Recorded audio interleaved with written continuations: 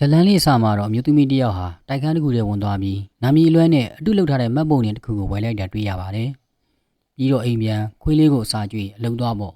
။ဆန်ဖရန်စစ္စကိုမြို့မှာအဒလိုင်းအတွက်တော့ဒါရီဟာတာမန်နေရတွေပါပဲ။ဒါပေမဲ့သူ့လိုပေါ်ကင်ဘက်ကတမိုင်းဝင်မတန်ရုပ်ရှင်တွေပါတဲ့ဖိုင်တွေကိုပေးလိုက်တဲ့အခါမှာတော့အရာအလုံးကစိတ်ဝင်စားစရာဖြစ်လာပါတယ်။အဒလိုင်းကဆရာထက်တန်စွာနဲ့အဲ့ဒီရုပ်ရှင်တွေကိုရွေးထုတ်ဖို့သဘောတူလိုက်ပြီးတစ်တာကိုအင်တင်လာခဲ့တယ်။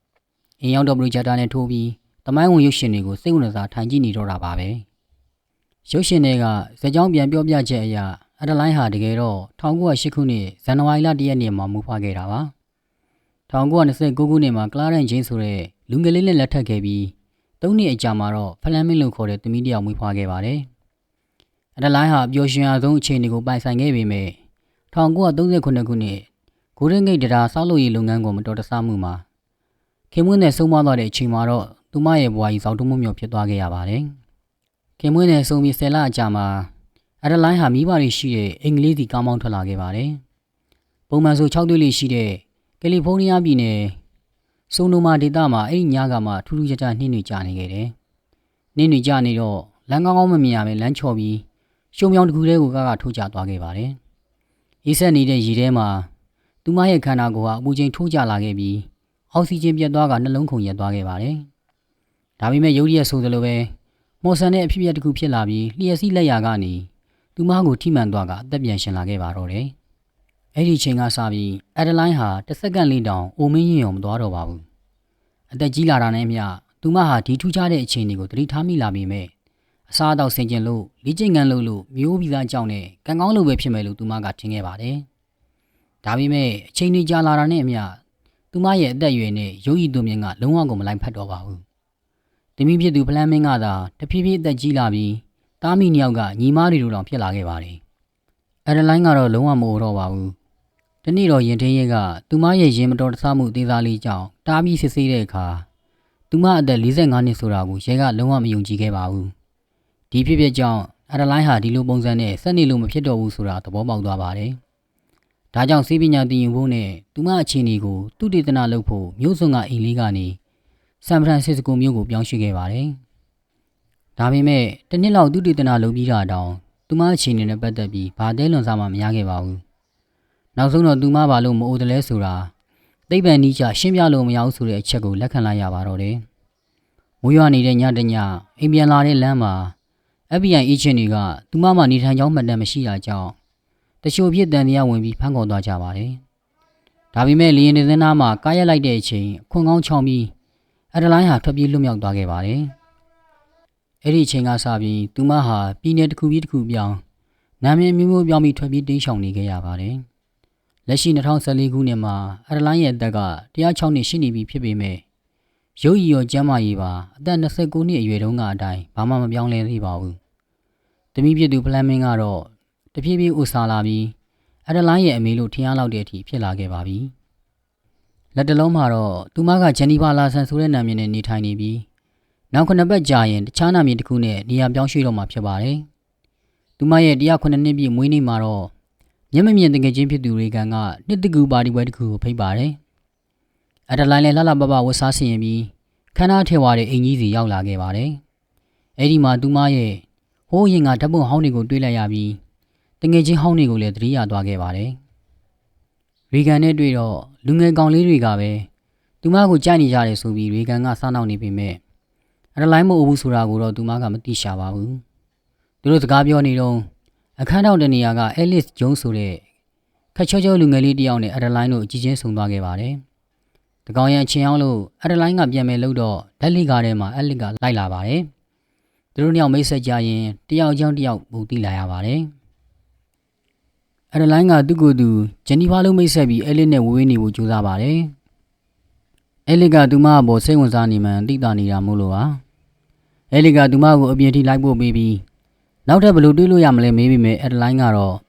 နှစ်တိကူမှပြောရှင်ပါစီလို့စတောင်းပြီးထွက်ခွာသွားခဲ့ပါတယ်။နောက်တစ်နေ့မှာဖလန်မင်းနဲ့နေလက်သာသွားစားကြတယ်။သားမိနှစ်ယောက်ပြောရှင်ဖလဲတကင်းစကားတွေပြောချရင်ပေါ့။ဖလန်မင်းကဝေးတနီယာကလူယုံကိုပြောင်းရှိတော့မယ့်အကြောင်းပြောပြတော့သမီးနဲ့နီးကနေချင်းနဲ့အဒလိုင်းတယောက်စိတ်မကောင်းဖြစ်သွားပါတယ်။နောက်တစ်နေ့အလုပ်ရောက်လာတော့ အဲလစ်ရောက်လာတာကိုအန်ဟောစွာတွေ့လိုက်ရပါတယ်။အဲလစ်ကသူမဘက်မှအလုပ်လုပ်လဲဆိုတာစုံစမ်းပြီးလက်ဆောင်အဖြစ်စာအုပ်တွေလာပေးတာပါ။ဒီတစ်ခါတော့အဲလစ်ကတတိရှိရှိနဲ့ပဲဒိတ်လို့ဖို့ဖိတ်ခေါ်လိုက်ပါတယ်။ဒီလောက်ကြိုးစားပန်းစားဖြစ်နေတဲ့သူ့ကိုကြည့်ပြီးအက်ဒလိုင်းကလည်းလက်ခံလိုက်ပါတယ်။ဆန်ဖရန်စစ္စကိုမြို့မှာသူတစ်ခါမှမရောက်ဘူးတဲ့နေရာကိုလိုက်ပို့ပေးဖို့အက်ဒလိုင်းကတောင်းဆိုလိုက်ပါတယ်။အဲလစ်လည်းလက်ခံပြီးမကြသေးမီကမှရှာဖွေတွေ့ရှိထားတဲ့တမိုင်းဝင်ဥမင်းလိုင်ကောင်းတစ်ခုစီခေါ်သွားပေးပါတယ်။အက်ဒလိုင်းကမိငုံမောင်းစုံပြီ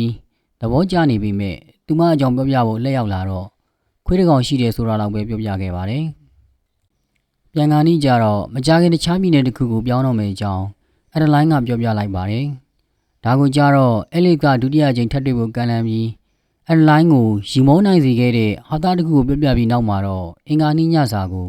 သူ့အိမ်မှာစားဖို့အက်ဒလိုင်းစီကသဘောတူညီမှုကိုရယူနိုင်ခဲ့ပါတယ်။နောက်တော့အက်ဒလိုင်းကအဲလစ်ရဲ့တိုက်ခန်းကိုရောက်လာခဲ့ပြီးအဲလစ်ကသူကိုယ်တိုင်ချက်ထားတဲ့ဟင်းရည်နဲ့အိတ်ခမ်းကသူမကိုအံ့အားသင့်စေပြန်ပါတယ်။ဝိုင်းတော့ဂျက်ချင်းနားထောင်ရင်သူတို့နှစ်ယောက်စကားကောင်းနေခဲ့ကြပါတယ်။အဲလစ်ကဂျယ်ဒဂွန်အသစ်တစ်ခုရှာဖွေတွေ့ရှိခဲ့တဲ့နာမည်ကြီးတဲ့နက္ခတ္တဖေရပညာရှင်သူ့ရဲ့အဖေအကြောင်းပြောပြပါတယ်။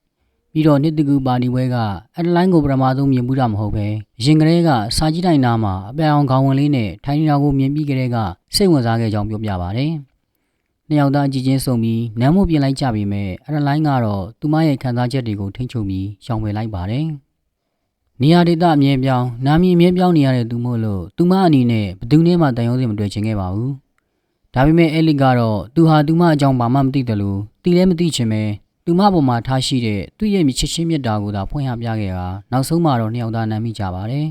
။နောက်တနေ့မနေ့အဲလစ်ရဲ့ဂရင်ပေါ်မှာနိုးလာပြီးအလုတ်သွားတဲ့အခါပန်းချံတစ်ခုကိုဖြတ်သွားရင်အရင်တုန်းကအဲ့ဒီပန်းချံထိုင်ကုန်မှာသူမကိုစောင့်နေခဲ့တဲ့အမျိုးသားတစ်ယောက်ကိုတတိယသွားပါတယ်။အဲ့ဒီတုန်းကသူမရဲ့ချစ်သူကလက်ထပ်ချင်ခဲ့ပေမဲ့သူမအခြေအနေကြောင့်လမ်းခွင့်ခဲ့ရတာပါ။အိမ်ပြန်ရောက်တော့သူမရဲ့ခွေးလေးကျဲမြင့်ပေါ်မှာလဲနေတာတွေ့လို့စေကန်းကိုအမြန်ပို့လိုက်ရပါတယ်။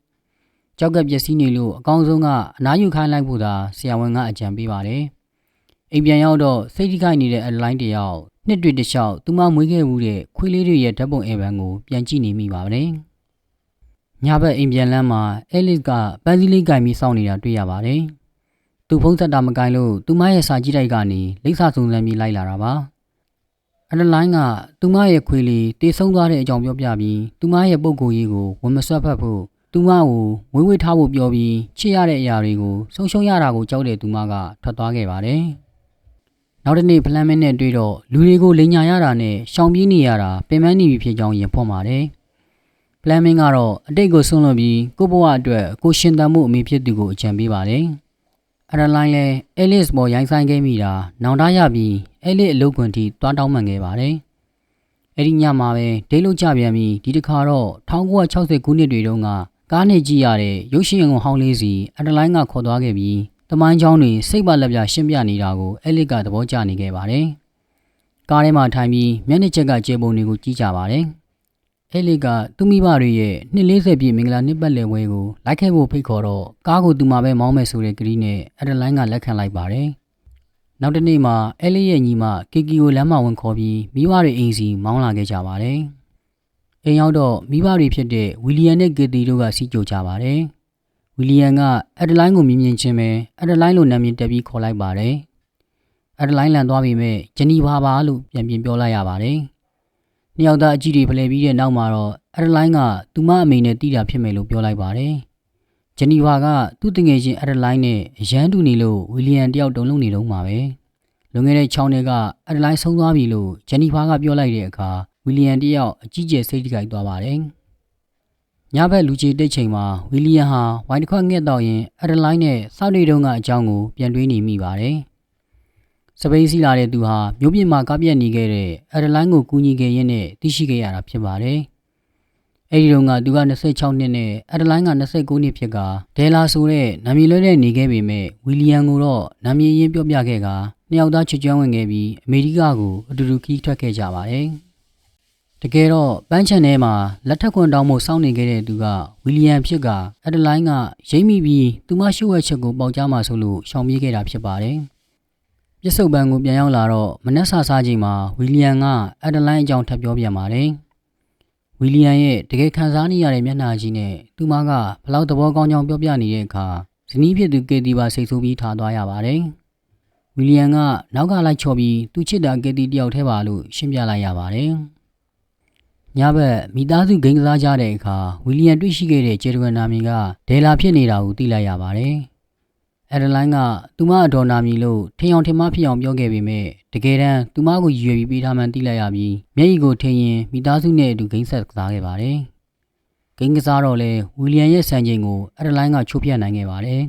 ။ညဘက်လမ်းလျှောက်ထွက်တော့ဝီလီယံနဲ့တွေ့ပြီးစကားပြောပြကြကသူမအမေကဝီလီယံကိုအမြဲချစ်ခဲ့ပါတယ်လို့အက်ဒလိုင်းကပြောပြခဲ့ပါတယ်။